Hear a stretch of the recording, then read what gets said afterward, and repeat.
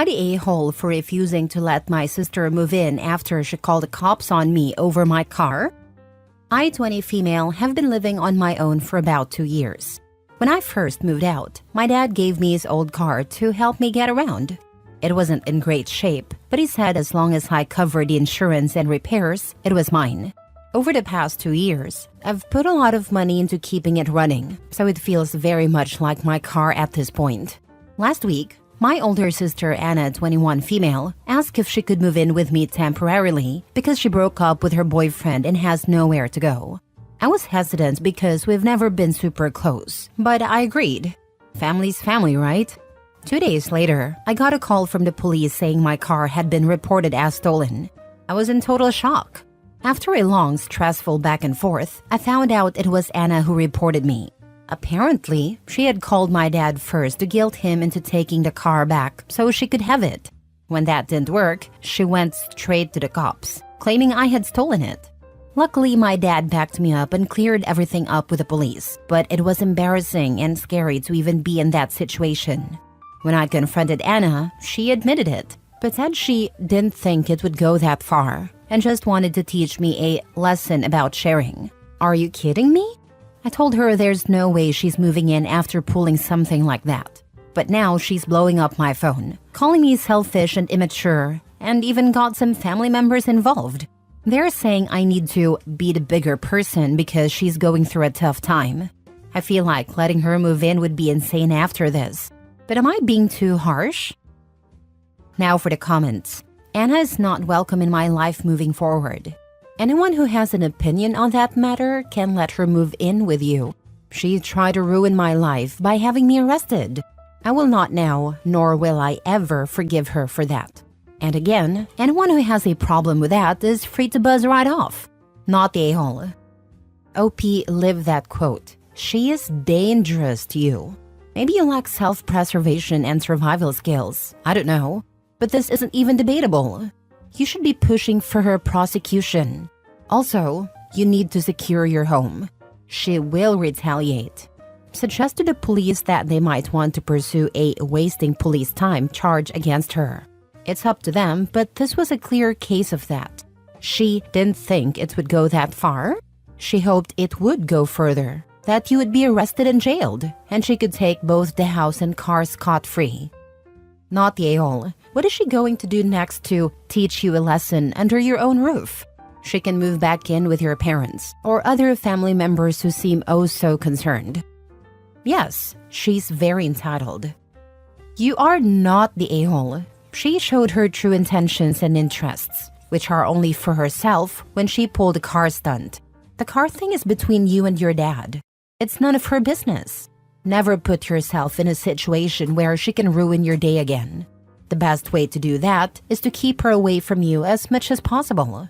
I mean, you don't have to ignore her, but letting her move in? No, she already screwed that up royally. It's entirely her fault that she's not allowed to move back in with you, not yours. Well, at least I know better now. It's always awful when you love someone and they betray you like this. But at the same time, it can be freeing. One less toxic person in your life. I don't know your sister, but if she pulled this, I bet she was a real piece of work her whole life. Next story. Am I the a-hole for not allowing my ex and former best friend to take my kids out of state for a week to heal and recover after she was left unable to have children? I have 2 children under 12 with my ex. We divorced 5 years ago after I found out he and my former best friend were having an affair. They both tried to apologize and ask for it not to ruin everything, but their actions had already ruined everything. I hate the 2 of them. I no longer care about how they're doing, but for my kids' sake, I remain civil. I have never badmouthed them to my kids. I have never told my kids what happened. I would never want my kids to be harmed more by their father's actions than they already were. The divorce was tough on them, and they had a hard time coming to terms with the changes. They still need therapy for some adjustment issues that have remained. My former best friend hasn't helped by trying to continue on as best friend despite her actions. It also didn't help the kids went from their parents living together to their dad living with mom's former friend. But again, my primary focus has been my children. I love my kids more than I hate those two repulsive individuals. I love my kids more than myself, which is why I worked so hard to be civil in front of my kids. Because the last thing I wanted was to make nice with them. But my kids love their dad, and that has never changed. My ex and this woman are now married, and they tried to have children together. In December, she had her 10th miscarriage and had to be rushed to the hospital and into surgery, which left her unable to get pregnant again. I got a call from my ex telling me all this and asking me to bring the children to the hospital to stay until she was ready to leave. It was my parenting time, so I told him I would not bring them to sit and wait. He was very unsettled and told me to bring the kids by and that he'd get them to ask me to let them stay. I told him that wasn't happening. He made no more contact after that. And he didn't take the kids for his parenting time either, or contact me about it. His mom reached out and told me he refused to leave the hospital. He didn't see them until his parenting time came around again and she was released. There was a new tension in the air at that point. He was furious with me for keeping the kids from sitting vigil in the hospital with him. Now we have another dilemma that's become an issue. My ex booked a healing getaway for them and they want the kids to go along. It happens during my week and it's a school week. He also wants to take his weeks as normal before and after that, so he would have them for 3 consecutive weeks. From what he stated, he would potentially keep them out of school for that long, so the kids could be there to help her recover and grieve knowing she has them, was how he explained it to me. I said no and explained that I was not letting him take them out of school for a week just for her. I told him the kids are not their emotional support to get them through this, and that therapy is significantly better. I told him I didn't approve of them missing extended school time, period. But I wasn't giving up my week for it. He tried to state the week he missed should be made up, but our court-ordered parenting plan states that if a parent voluntarily doesn't take their week without an agreed-upon make-up period, then the other doesn't need to give up a week in return.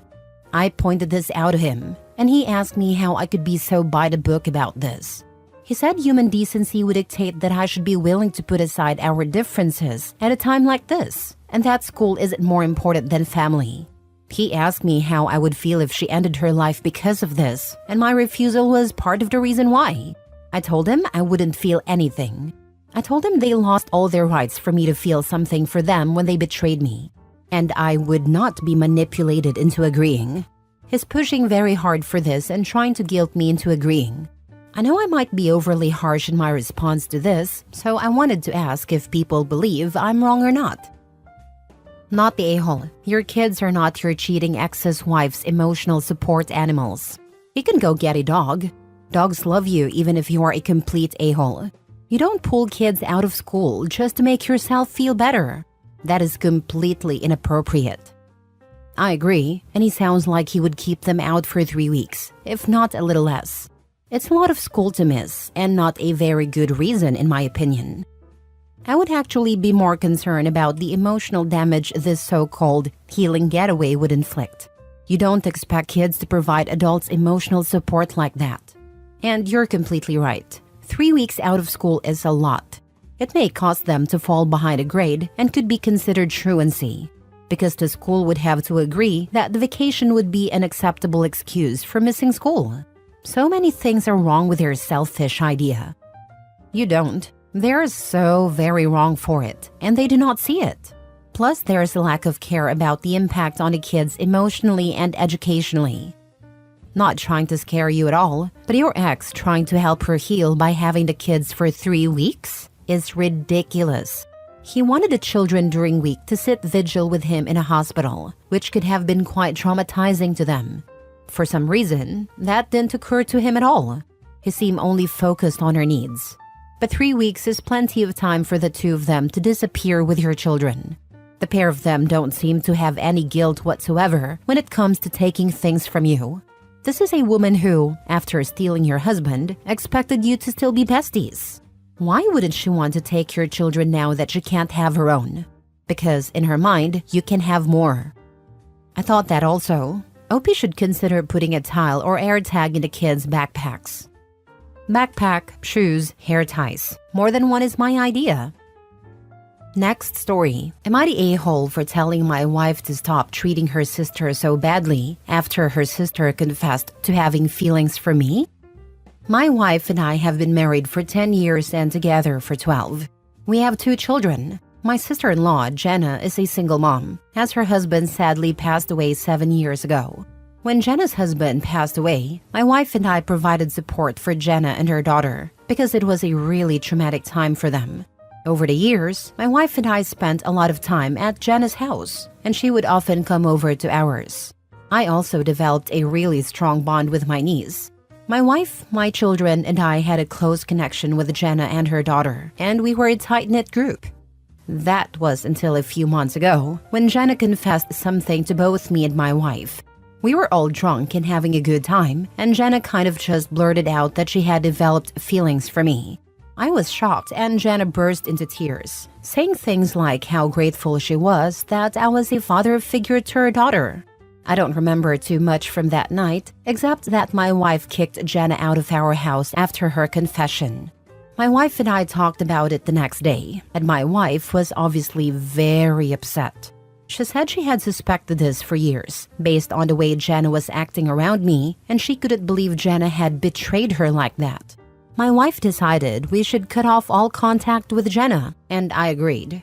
My wife told me to block Jenna, which I did. However, I feel like this arrangement has been a bit harsh, especially towards my niece. My niece has been texting me a lot, and I've shown my wife the texts, telling her it was unfair that we were punishing my niece too. My wife said it was a consequence of Jenna's actions. Last night, when my niece sent a really long and sad text about how she and her mom were feeling, I feel terrible and decided to bring it up with my wife. I told her we should stop treating Jenna and her daughter so badly, especially after they both went through such a traumatic time. I acknowledged that what Jenna did was wrong, but I asked my wife to have some sympathy. I asked her to imagine if she were in Jenna's shoes and one night tragically lost me. I said that would scar her for a lifetime. My wife got really upset after I said that and broke down in tears. She didn't say anything except that she loved me, and she didn't speak to me for the rest of the night. I feel guilty about what I said. I didn't intend to make my wife feel like this. Was I the a-hole? Now for the top comments. Your wife is correct about creating some distance. Your sister-in-law and niece are clearly slotting you into a partner/dad role, and some boundaries need to be reestablished. The fact that your sister-in-law was bold enough to admit those feelings in front of your wife is already alarming. Also, the wife said she suspected this for years, and still kept quiet and supported Jenna through her grief. The torment of thinking for years that your sister has feelings for your husband? That's the ultimate betrayal, and she must have felt terrible just thinking it. Now Jenna has confirmed the wife was right all along, and OP has the audacity to guilt her for creating distance? That's messed up, OP. Major a-hole. The audacity to say it right in front of your wife. Her sister is insane to me, drunk or not. WTF. Not to mention how ridiculously hypocritical is it for him to tell his wife to put herself in her sister's shoes after getting stabbed in the back, while he can't be bothered to put himself in his wife's shoes. Not only is he hypocrite, but it's been 7 years. How long the sister needs to latch on to OP? At some point, she needs to live her own lives. Stand by your wife and respect her boundaries. Yes, it's very unfair to your niece, but you're not the one who created this situation. Again, stand by your wife. I think the niece wants OP as a stepfather. Niece isn't innocent in this, and OP should have blocked sister-in-law and niece, but he is going to destroy his marriage over it. Heck, I bet the sister-in-law is helping her daughter with those texts. OP, you're the a-hole. No contact to both sister-in-law and niece needs to happen. Your wife and children come before anyone, especially a potential home wrecker. Last story. Am I the a-hole for refusing to attend family dinners because my parents keep treating me like the problem child? So I, 21 female, feel like I'm losing my mind here. I need to know if I'm totally out of line. My family has always had this unspoken golden child versus problem child dynamic. My older sibling, 26, is the golden child. Straight A student, great job, married, basically the poster child for success. Then there's me. The one who didn't follow the perfect plan. I'm in college and working part-time while figuring out what I want to do with my life. But apparently that's not good enough for my parents. Every family dinner turns into them grilling me about when I'm going to get my life together. Or why can't I be more like my sibling? Meanwhile, they're praising my sibling for breathing. The final straw was last week. We were at dinner and my mom straight up said, "It's just so disappointing that you're not living up to your potential." I tried to laugh it off, but it hurt. Then my dad chimed in with, "Well, maybe if you spent less time on your phone and more time thinking about your future, you'd get somewhere." I snapped. I told them I'm doing the best I can, and that is hard enough without feeling like a failure every time I see them. My mom rolled her eyes and said, "We're only hard on you because we care," which feels like the biggest cop-out ever. So, I told them I'm done coming to family dinners if they're just going to use me as their punching bag. Now they're acting like I'm the one being dramatic and immature. My sibling even texted me, saying I'm making things awkward and should just let it go, because they're just trying to help. But I don't think constantly comparing me to my sibling and putting me down is helpful. I just wanted to enjoy dinner without feeling like a disappointment. 6 months. Do not talk to them for 6 months. If you back up your words with action, they will learn to shut up. They know they're right. Let them stew. The first words you speak after that should be, "If you ever do it again, 1 year. Try a dinner. If they do it again, just go for the year." Heck, this will help your mental health a ton. No sibling either. If he doesn't tell them to shut up, he needs a timeout as well. Not the a-hole. Also, OP, you're doing freaking great holding life together the best way you can. This internet stranger is proud of you. Bummer your family don't see it. That's on them. No contact works. I did it with my dad. I didn't speak to him for 4 months. And once I finally did, he actually listened when I said, "Enough."